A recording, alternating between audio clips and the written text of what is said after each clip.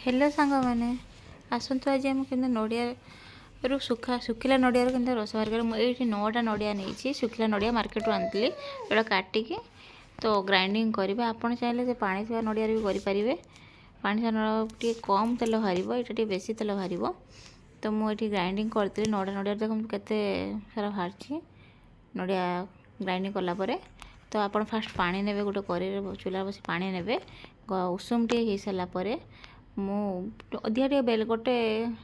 हाँ गोटे लिटर पाखापाखि पानी नहीं नेलापर आप हाफ हाफ करी गोटे ग्लास लगा करी तो पानी नख उषुम हम बेसी भी गरम हम बेसी गरम हेनी कि बेसी ठंडा नुहे कम गरम हम तो सहीटा नड़िया पूरा जो ग्राइंडिंग कर रखी था पकेवा पकईकि हूँ दलिया दलला जे रसटा बाहर से रसटा बाहर सारापर आम से कड़े उषुम माने हाई आँचर गरम करवा तो नड़िया रस तेलटा बहुत भल छोट छुआ मानक हूँ डॉक्टर मैंने भी कहते छोट छुआ को नड़िया तेल मसाज करने मुझे नड़िया तेल बाहर करजिनाल तो बाहर तो किनले सब किसी भेजाल मिल ना ये ओरिजिनल बाहर कर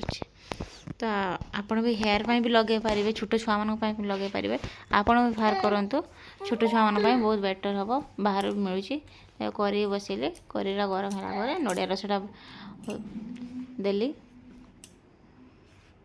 नड़िया रस दे सारापर मु कड़े जीक सब देदेवी एकाधरे बड़ करी नहीं तो आपड़ भी सेमती बाहर करेंगे गोटे 2टा नड़िया भी हेल्ले हो पार छोट छुआ मान मसाज करने बहुत भल डॉक्टर कहते तो फास्ट हाई फ्लेम देकी आप फुटेबे तापर मीडियम करदे टिके हो आसला मीडियम करदे तेलटा बाहरला नॉर्मल ये करेंगे मोर पाखापाखि 250-300 नड़िया तेल बाहर